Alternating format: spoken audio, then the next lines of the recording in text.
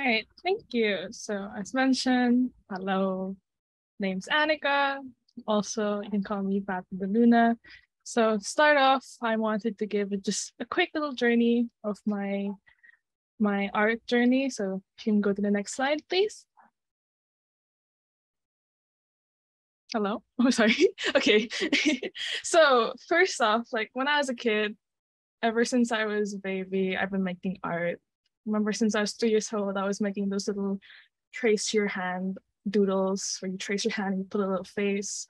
And surprisingly, I actually wasn't into tech or video games growing up. That's because my older brother would usually hog the computer, so I never get the chance to play. But come high school, that's when I started getting into tech and gaming. And some of the games I played was like Minecraft, Terraria, if you're familiar with that. And I actually took computer science and visual arts in high school. And around that time, also in high school, that's when I also made my art account, which at first was named Annica.art, which is another spelling of my name. Then come college time, that's when I had to make like a decision whether or not I would go into fine arts or graphic design. And I ended up going with multimedia arts, which is more of a broad sense. And I'll get it a bit more in the next point later. But around college time also was when I decided to rebrand my account to what you know as now as Pata de Luna, which means like Spanish kind of Filipino of duck of the moon. So now I'm actually finishing up college, and because of my course, I got into to explore several different types of mediums. So I'll explain it a bit more also later, and I would consider myself a kind of like a jack of all trades, where I have a bit of knowledge of different kinds of mediums, and as mentioned earlier, I just got into an internship. So yeah. So if you go to the next slide, this will just be a little preview glimpse of my artwork. So as mentioned, I do a lot. I do things from illustration to graphic design, which would say are my fortes. I do motion graphics, typography, 2D animation, Foley, voice acting, video acting, traditional arts. I I can do a lot. So you can kind of see from the preview as like down in the corner, that's actually the most recent post of OBS. I was the illustrator for that. Give it a like if you have time. I have a little demo reel up there on top, kind of showcasing some of my favorite artworks. So that ranges from illustration to animation to social media design. You have two graphic design things, little animation there in the bottom, some traditional art, and some Genshin fan art. But of course, the piece de resistance, if you can go to the next slide, is the focus of this whole presentation, which is game development.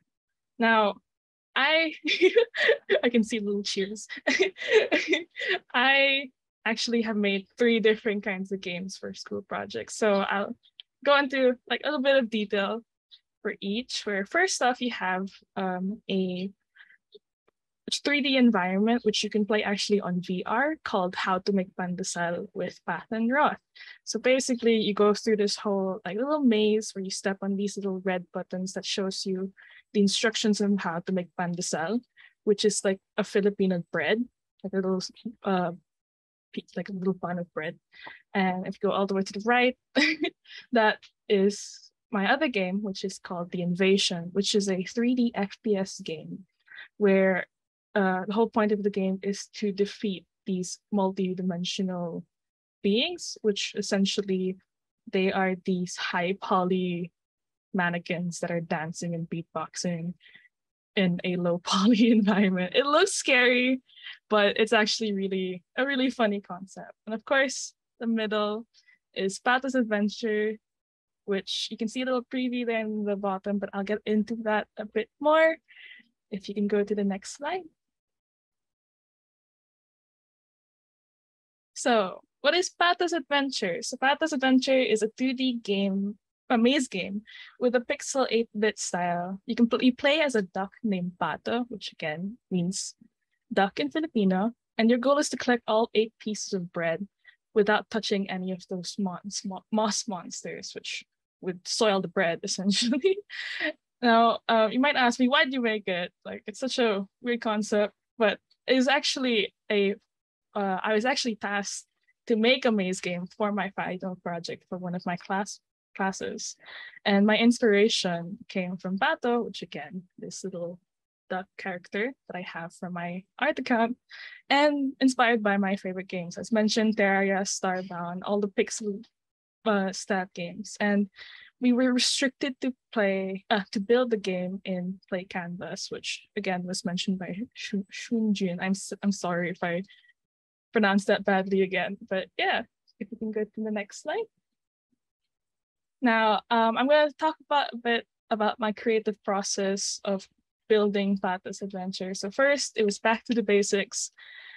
Although this looks intimidating, code that I put up, it's actually very simple. In the class, I had to essentially relearn because I knew a bit of coding, but I wasn't familiar with JavaScript. But like this code on top is just, you put it in a number and it gives you a Roman numeral.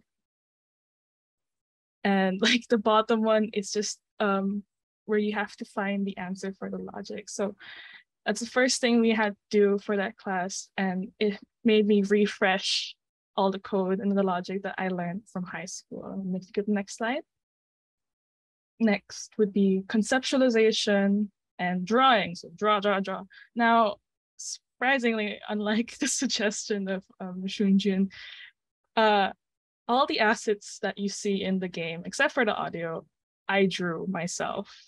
So a lot of it was just kind of taking what I wanted, which is to make a game based on Pato and creating all the assets of that. So you can see in the bottom, I kind of went through a process of trying to figure out how the design would look. And I ended up going with the design that you see up top. And the program that I used is called Pixel Studio on the iPad. And it's just an app that I found randomly on the App Store. I want to do pixel art and I don't want to do it in Photoshop. So what else can I do? So that's what I ended up going with. So go to the next slide. Next process was the coding and polishing. So again, I'll go a bit into Play Canvas, not so much, but again, I had to code everything through Play Canvas. Okay, this included uploading the assets that I had just drawn, arranging it, and then the 3D environment, or actually 2D environment, and coding everything from scratch. Also, when it came time to polishing, this involved a lot of testing and trial and error, where I just had to keep testing the game and checking for any slight bugs and all that.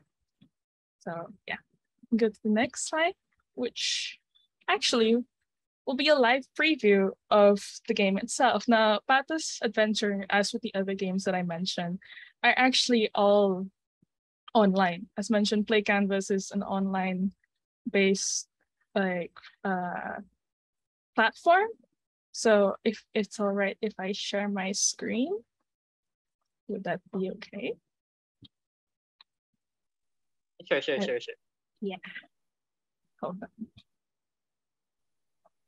So, can you see here? This is kind of how the environment of Plain Canvas looks like, and you can kind of see the map of the game itself. You can see the little characters. And one of the things that I want to point out is that although this looks very 2D, there's a lot of 3D elements present, where you have to build the 3D walls and all that. You have the little moss monsters over there. And well, I feel like showing the code might be a bit intimidating and overwhelming, but what happens is that you're able to just go into the different assets. You can see that's a little cube, and you can kind of attach codes to it. So I just wanted to show this so it doesn't look as intimidating. If you ever try to code on Play Canvas, it looks quite familiar. And so you can move things around, you can delete things, add things, and all my assets are all in here. So yeah, that's how the environment of Play Canvas looks like. And if you want to see this for yourself, I can always send the link later on. All right. So I should go back. We can go back to the presentation.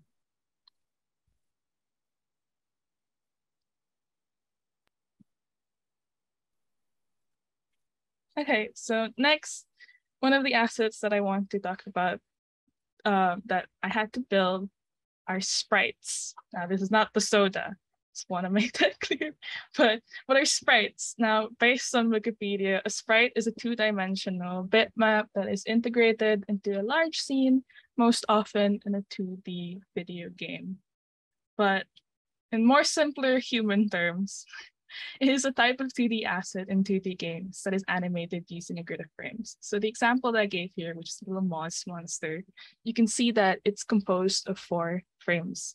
So the drawing that I made was actually just you make you make a grid based on how many frames you want to put, and you draw each frame in each part of the grid, and then you input it into either Play Canvas or online, and you can make little animations that you see there. You go next. Now, just a little sense. Yes, they are cute little bees.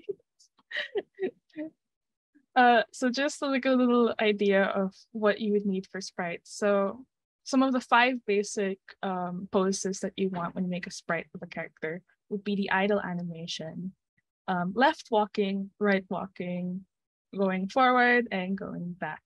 So you can see here on the right side, that's just kind of like my example that I gave of a frog walking sprite. It's not obvious, but you can see where in the animation his leg goes up and where other things follow, and you can kind of, you can kind of see the difference between that two, you can see how the sprite animation sheet would translate into the animation on the left. So you can go next. Now, few more examples of the different sprites that I made. So you have little moss monster, which you can see it from the front and the back. You have little instructions of, wait, I'm sorry. I just realized that's the wrong one. It says sad instead of like was, but it's all right. That's the instructions of like my bad. And in the game you have a life meter, so you can only hit the moss monsters a few times. So you have the little heart, and of course you have the bread. And if you want to try making your own sprite animation, it doesn't necessarily have to be pixel art or anything. You can just follow the grid system as mentioned. You can actually go to that link and you can upload your sprite sheet onto the website.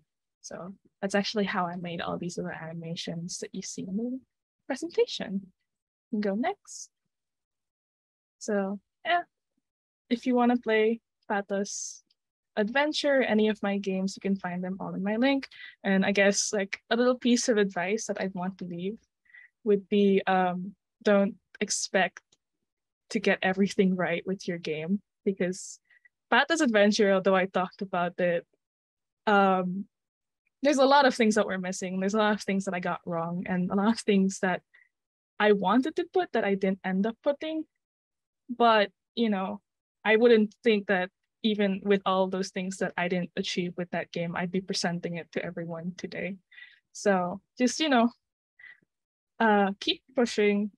If you want to try gaming or developing a game, it takes a lot of time and patience, trial and error, just as mentioned as with Wallaby and Shunjin. And we have all the resources that we showed here. So if you need any help, I'm sure like any of us would be happy to answer any questions and all. So that's it. Hope you guys enjoy.